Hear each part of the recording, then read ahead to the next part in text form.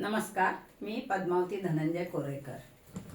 मा जिजाऊंना वंदन करून आणि सर्व आर्य पतिव्रता भारतीय स्त्रियांना वंदन करून आज जो उद्या येणारा 14 फेब्रुवारी हा दिवस जगभर व्हॅलेंटाईन डे म्हणून साजरा होत आहे, त्याच्याबद्दल थोडंसं बोलणार आहे.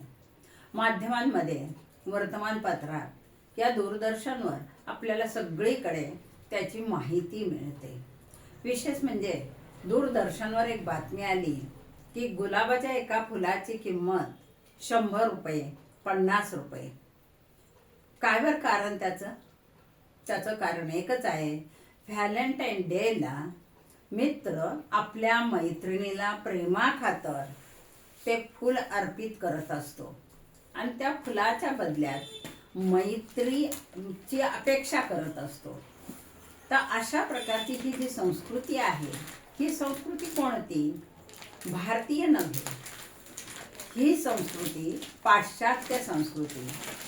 आज तंत्रयुगामध्ये मुलं खूप शिकल्या, मुली खूप शिकल्या, परदेशात गेल्यात आणि त्यामुळे परदेशी संस्कृतीचं अनुकरण सुरू झालेलं आहे.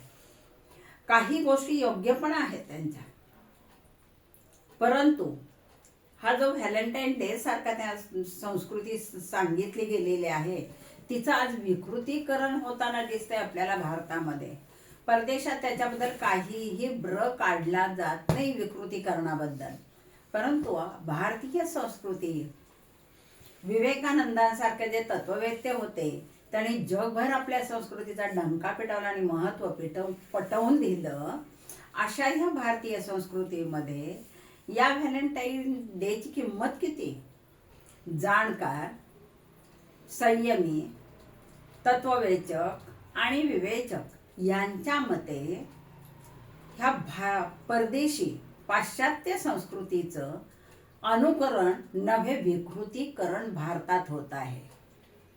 विशेष म्हणजे माझ्या वाचनात आलेली एक गोष्ट अशी होती. एक ख्रिश्चन पाद्री, ख्रिश्चन धर्माचे धर्मगुरू, त्यांना पाद्री असं म्हणतात, नायजेरियामधल्या चार्लस इग हेले यांनी तर व्हॅलेंटाईन डेवर सार्वत्रिक बंदीची मागणी मागितलेली आहे. मागणी घालावी अशी मागणी केलेली आहे आणि नसेल तर अनैतिकतेचा सार्वभौमिक दिवस असं तरी घोषित करा, असं ह्या चार्लस इग हेलेचं मत आहे. अर्थात आपण सर्व भारतीय नक्कीच या मताशी सहमत असू, यात दुमत नाही. काय होतं बरं याच्यामुळे? साधारण वय पूर्वीच्या काळी 14 ते 19 हे वय मुला मुलींचं साधारणपणे समजण्याच्या भूमिकेतलं असायचं. पण आत्ता मात्र वय 12 ते 20 हे जे वय आहे, हे वय त्यात तो टप्पा गाठू लागलेला आहे आणि तो टप्पा गाठल्यामुळे मी खूप खोलात जाऊन सांगणार नाही, सर्वांना त्याची माहिती आहे की या व्हॅलेंटाईन डेमुळे मुला मुलींमध्ये इतकी विकृत संस्कृती जोपासली जात आहे की सर्व होणाऱ्या घटना या समाजाला मान्य नाहीत. बऱ्याच ठिकाणी आपल्याला माहिती आहे, ही मुलं मुली आई वडिलांचा त्याग करतात, त्यांचा विसर त्यांना पडतो केवळ प्रेमाखातर. गुलाबाचं फूल देऊन मला मित्र म्हणून किंवा मैत्रीण म्हणून स्वीकार कर असं सांगताना आई वडिलांचा प्रश्न काय? ज्या आई वडिलांना तुम्हाला लहानपणी तेव्हापासून ते लग्नापर्यंत वय वर्ष 25 पर्यंत धरूया आपण, की तुमचा सांभाळ केलेला असतो. कोण येतो तुमचा सांभाळ करायला? सर्व काही तुमची शुश्रूषा करून 2 पायावर भक्कम उभं करण्याचं काम आपले आई वडील करत असतात. आणि मग व्हॅलेंटाईन डे सारख्या प्रवृत्तीने आई वडिलांना न विचारता घरातून बाहेर पडून संसार थाटणं, लग्न करणं, आई वडिलांचा धिक्कार करणं म्हणेल मी तर, अशी ही संस्कृती आता या डेमुळे प्रसारित झालेली आहे. आणखीन एक वाचनात आलेलं असं आहे की आसारामजी बापू यांनी 19 वर्षापूर्वी हा दिवस पितृपूजन म्हणून घोषित केलेला आहे. नव्हे सर्व संतांचं हेच म्हणणं आहे की हा दिवस जो आहे तो मातृपूजन पितृपूजन असा घोषित करा. आणि त्या दिवशी आई वडिलांचे अगदी पाय प्रक्षाळून हळद कुंकू लावून डोकं ठेवून तुम्ही त्यांना नतमस्तक व्हा आणि त्यांची पूजा करा. तो खरा तुमचा व्हॅलेंटाईन डे असेल. नाव आपण त्याला व्हॅलेंटाईन डे देणार नाही, तर आपण त्याला काय म्हणणार, मातृपितृपूजन दिवस. एकतरी दिवस वर्षातला आपण असा असावा की आपल्याकडे नको त्या संस्कृती मूळ धरतात आणि त्या इतक्या जोपासतात फोपावल्यानंतर त्यांना आवर घालणे कठीण असतं. आपल्याला आपल्या भारतीय संस्कृतीतलं उदाहरण माहिती आहे पहा. भक्त पुंडलिकानी आई वडिलांची सेवा अशी केली की परब्रह्म वैकुंठ नायकाला तिथे थांबावं लागलं. थांबण्याची ताकद या मातृपितृ सेवेनं पुंडलिकामध्ये प्राप्त करून दिली आणि हे वैकुंठ तिथे तयार झालेलं आहे. म्हणजे मातृपूजनाचा पितृपूजनाचा मातृसेवेचा पितृसेवेचा हा केवढा मोठा परिणाम आहे पहा. रामचंद्राचे उदाहरण आहे. सावत्र कैकय्या तिच्या हट्टासाठी तिच्या वचनासाठी रामचंद्र वनवासात जातात. नवी सीताही त्यांच्या बरोबर जाते. म्हणजे केवळ मुलांनीच हा दिवस साजरा करावा असं नाही, तर मुलींनी सुद्धा करावा. मुली ह्या कुणाच्या तरी सुना असतात, सुना ह्या कुणाच्या तरी लेकीच असतात. आणि खरंच अति स्पष्ट बोलायचं म्हटलं तर मुलांना आपल्या आई वडिलांच्या सेवेपासून परावृत्त करणाऱ्या स्त्रियाच असतात. अगदी रोखठोक मत आहे माझं हे. कारण स्त्री ही चंचल आहे, आदिमय आहे आणि ती पुरुषांना भरीस घालून त्यांना त्यांच्या आईवडिलापासून परावृत्त करत असतात. तर नाही, हे मोठं पाप आहे. आपण काय केलं पाहिजे, प्रत्येक घरातल्या सुनेनी आपल्या आईवडिलाची आणि मुलानं आपल्या आईवडिलाची जर सेवा केली, मातृपितृ पूजन केलं, आपण जवळ नसू, बाहेर असू, परदेशात असो किंवा अन्य इतर कुठेही असो, तरी तिथून सुद्धा आपण नमस्कार करू शकतो. आणि खरं व्हॅलेंटाईन डेच्या दिवशी जर तुम्हाला आठवणच होत असेल प्रेम दिवसाची, तर ते आई वडिलांच्या प्रती व्यक्त करणाऱ्या प्रेमाची मायेची आठवण म्हणून त्यांना वंदन करावं, त्यांचं पूजन करावं. हा जो दिवस आहे श्रावण बाळांची आठवण आणून देतोय आपल्याला पहा. श्रावण बाळांनी आपल्या आई वडिलांना काशीला जाता येत नाही अंध झाल्यामुळे, म्हणून त्याने कावडीत घालून त्यांना तिथे नेलं पहा. आणि योगायोग पहा की ज्याच्यामुळे रामायण घडलं ते श्रावण बाळ खरं मूळ कारणीभूत आहे. राजा दशरथानं सावस समजून बाण मारला आणि श्रावण बाळ त्या ठिकाणी गतप्राण झाला. आणि त्याने दिलेल्या शापाखातर पुन्हा राजा दशरथाला तो शाप फेडण्यासाठी स्वतः जवळ स्वतःचाही मुलगा नव्हता. म्हणजे अगदी ह्या गोष्टी आपण लहानपणी ऐकतो 3री-4थी पर्यंत आणि सोडून देतो, तसं नाही व्हायला पाहिजे. या गोष्टी मुळापर्यंत रुजल्या पाहिजेत, भिनल्या पाहिजेत.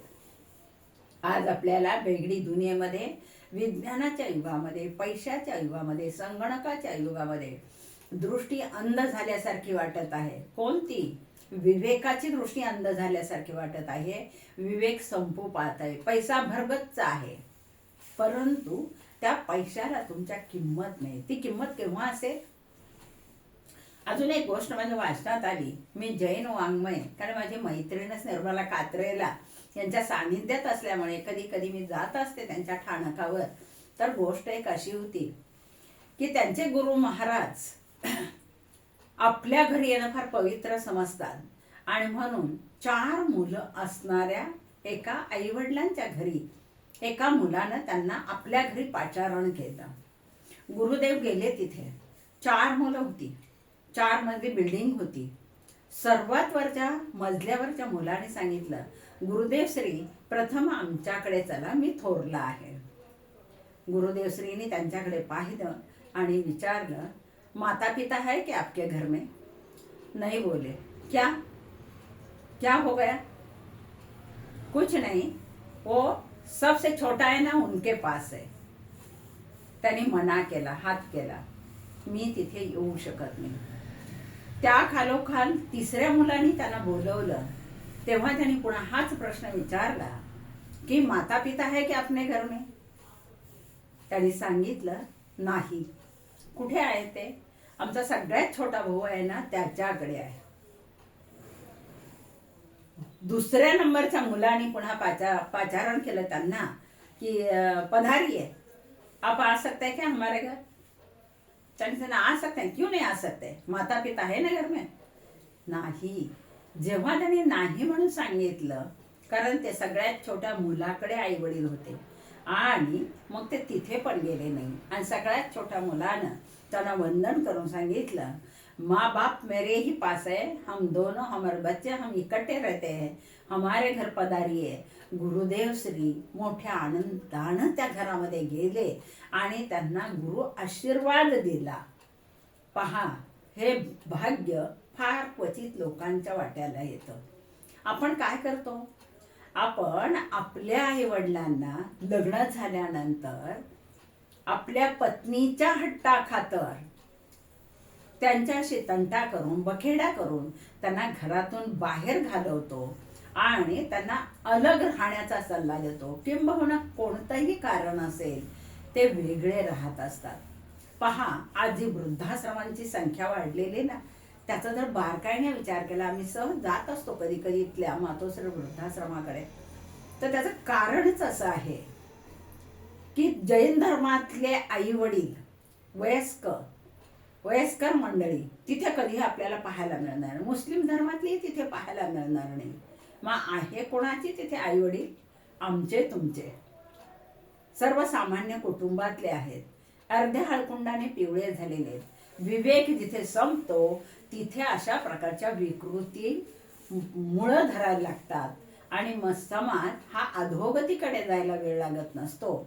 तर आजच्या ह्या व्हॅलेंटाईनच्या डेच्या निमित्तानं हेच सांगेल मी तुम्हाला की छत्रपती शिवाजी महाराजांनी आपल्या वडिलांची, शहाजी राजांची इच्छा पूर्ण करण्यासाठी आणि आपल्या मातोश्रीची स्वप्न पूर्ण करण्यासाठी जंग पछाडून वयाच्या अखेरपर्यंत त्यांची स्वप्न साकार करण्याचा प्रयत्न केला. आपल्याला तसंही काही करावं लागणार नाही. बहुतेकांना आपल्या आईवडिलांनी आपल्यासाठी कमावून ठेवलेलं असतं आणि शेवटी माणसाला लागतं तरी काय हो? राहायला छप्पर, अंगभर वस्त्र आणि पोटभर अन्न, एवढ्या 3 गोष्टींची अपेक्षा जर आपण धरली की गरजेपुरतं आपल्याला ह्या प्राथमिक गरजा आहे जर मिळाल्या, तर बाकीच नाही. हा लोभ, ही हाव आणि मत्सराची भावना ह्या जर आपण काढून टाकल्या, तर आपल्याकडचा व्हॅलेंटाईन डे न राहता नक्कीच तो शब्द काही काळाने संपुष्टात येईल, यावी अशी अपेक्षा आहे. आणि आपण मातृपूजन, पितृपूजन हयात असतील, जमत असेल तर अवश्य त्यांचं दर्शन घ्या, पाद्य पूजा करा आणि नतमस्तक व्हा. त्याच्या इतकं पुण्य कुठेही नाही. कारण आईसारखं दैवत जगात दुसरं नाही असं म्हटलेलं आहे. आणि म्हणून तर पंढरीश पांडुरंग पुंडलिकामुळे, पुंडलिकाच्या भक्तीमुळे त्याच्या आईवडिलांची सेवा करण्यासाठी तिथे येऊन थांबलेला आहे. आपण आरती करतो, एकादशी करतो, वाऱ्या करतो, पंक्ती घालतो, खूप सारं करतो, खूप साऱ्या भेटी देतो मंदिराला, पण आपले आई वडील आहेत का तिथे? नाही. आई वडील कुठेतरी वृद्धाश्रमात असतील, कुठेतरी वेगळे राहत असतील. तुम्ही परदेशात असाल तर तुम्ही तुमच्या आई वडिलांची योग्य ती सेवा करण्याचा प्रयत्न करा, व्यवस्था लावण्याचा प्रयत्न करा. अन्यथा तुमच्या जवळ त्यांना घेऊन जा आणि मानाची वागणूक त्यांना द्या. हीच खरं या व्हॅलेंटाईन डेच्या निमित्तानं मला सांगावीशी वाटलेली एक छोटीशी गोष्ट आहे. तर चला तर मग आपण 14 फेब्रुवारी 2026 रोजी आपण आपल्या मातापित्याची पाद्यपूजा करून, अन्यथा त्यांचं स्मरण करून, जर नसतील हयात तर त्यांचं स्मरण करून आशीर्वाद त्यांना मागू. कारण आपला DNA सांगतो आपल्याला की 7 पिढ्यापर्यंत आपल्या आईवडिलांचं ऋण आपल्याला फेडता येत नाही. धन्यवाद.